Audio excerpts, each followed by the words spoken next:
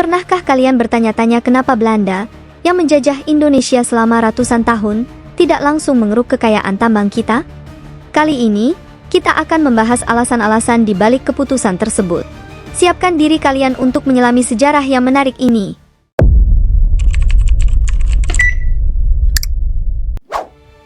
Fokus utama pada rempah-rempah. Saat pertama kali datang ke Indonesia pada akhir abad ke-16, tujuan utama Belanda adalah menguasai perdagangan rempah-rempah. Rempah-rempah seperti cengkeh, pala, dan lada memiliki nilai ekonomis yang sangat tinggi di pasar Eropa.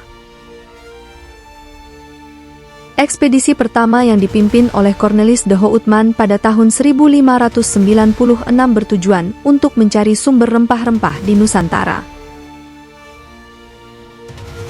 Verenigde de Oostische Compagnie, VOC, perusahaan dagang Belanda, berhasil memonopoli perdagangan rempah-rempah di Nusantara. Mereka mendirikan pos perdagangan dan benteng di tempat-tempat strategis untuk mengamankan jalur distribusi rempah-rempah ke Eropa. Fokus ini membuat Belanda tidak terlalu memperhatikan sektor tambang yang lebih sulit dan berisiko tinggi.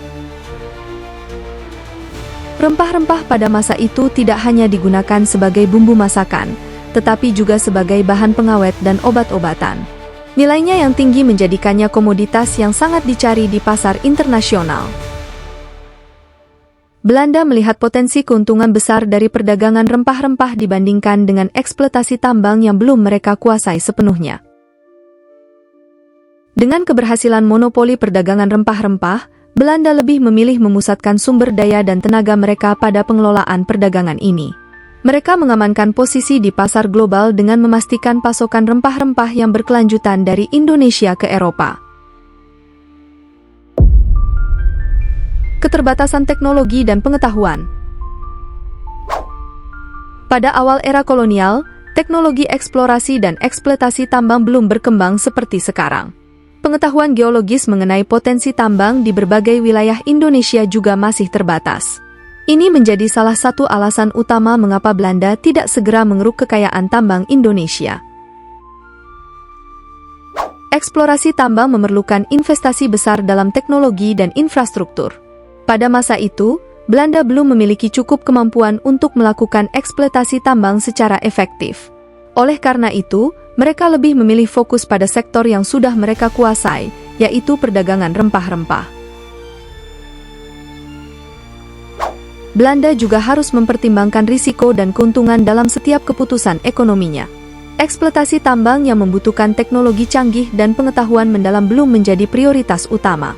Mereka lebih memilih memastikan keberhasilan monopoli perdagangan rempah-rempah yang sudah terbukti menguntungkan. Baru pada akhir abad ke-19, dengan perkembangan teknologi dan pengetahuan yang lebih baik, Belanda mulai serius menggarap sektor pertambangan di Indonesia.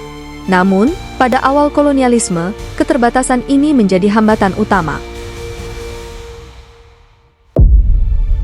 Prioritas ekonomi dan politik. Belanda baru mulai serius menggarap sektor pertambangan pada akhir abad ke-19. Revolusi industri meningkatkan permintaan global terhadap bahan tambang seperti timah dan minyak bumi. Sebelum itu, prioritas ekonomi Belanda masih didominasi oleh komoditas agrikultur dan perdagangan rempah-rempah. Penaklukan wilayah Aceh yang kaya akan sumber daya alam menandai perubahan fokus Belanda. Setelah menguasai Aceh, mereka mulai mengeksploitasi minyak bumi di wilayah tersebut. Pembangunan infrastruktur tambang seperti jalur pipa minyak menjadi prioritas baru bagi Belanda. Namun, eksploitasi tambang ini juga memerlukan stabilitas politik dan keamanan. Perang Aceh dan konflik lainnya menghambat upaya Belanda untuk memanfaatkan sumber daya tambang secara maksimal. Mereka harus memastikan wilayah jajahannya aman terlebih dahulu. Memasuki abad ke-20, banyak perusahaan tambang multinasional Belanda didirikan untuk mengeksploitasi minyak dan mineral di berbagai wilayah Indonesia. Namun, perkembangan ini terhenti sementara selama Perang Dunia Kedua dan pendudukan Jepang. Kebijakan kolonial dan ketidakstabilan.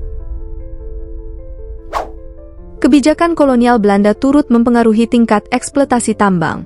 Kebijakan tanam paksa, kulturstelsel, lebih berfokus pada produksi tanaman ekspor seperti tebu, kopi, dan tembakau.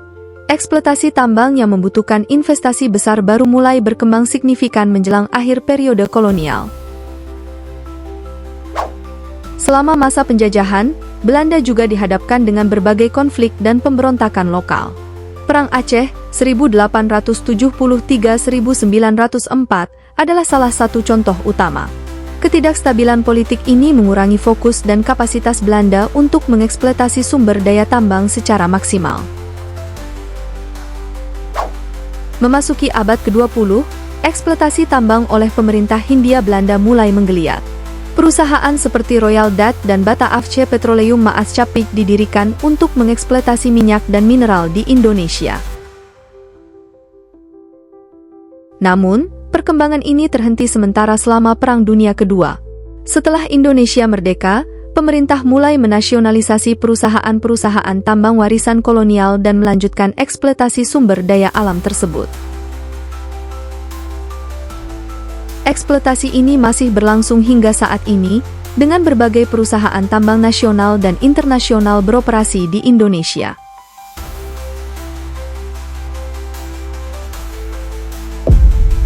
Peninggalan kolonial dalam eksploitasi tambang.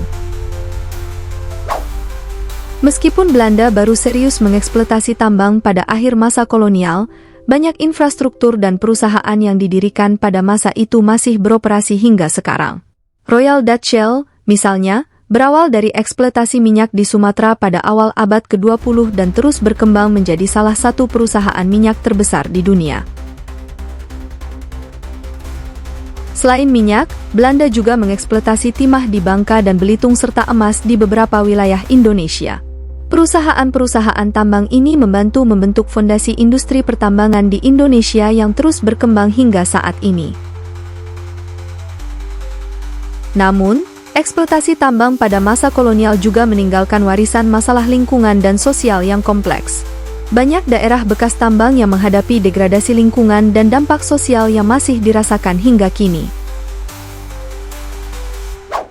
Pemerintah Indonesia berupaya mengelola dan memitigasi dampak ini melalui berbagai kebijakan dan program. Selain itu, nasionalisasi tambang setelah kemerdekaan membawa tantangan baru dalam pengelolaan sumber daya alam. Pemerintah Indonesia harus menemukan keseimbangan antara eksploitasi ekonomi dan pelestarian lingkungan untuk memastikan keberlanjutan industri tambang di masa depan. Itulah beberapa alasan mengapa Belanda tidak segera mengeruk kekayaan tambang Indonesia selama masa penjajahannya. Fokus utama pada rempah-rempah, keterbatasan teknologi, prioritas ekonomi, ketidakstabilan politik, dan kebijakan kolonial mempengaruhi keputusan tersebut. Dengan memahami sejarah ini, kita dapat melihat bagaimana kebijakan kolonial dan perkembangan teknologi mempengaruhi eksploitasi sumber daya alam. Semoga video ini memberikan wawasan baru tentang sejarah Indonesia dan bagaimana kita dapat belajar dari masa lalu untuk membangun masa depan yang lebih baik. Terima kasih telah menonton, jangan lupa like, subscribe, dan nyalakan lonceng notifikasi untuk konten sejarah menarik lainnya. Sampai jumpa di video berikutnya.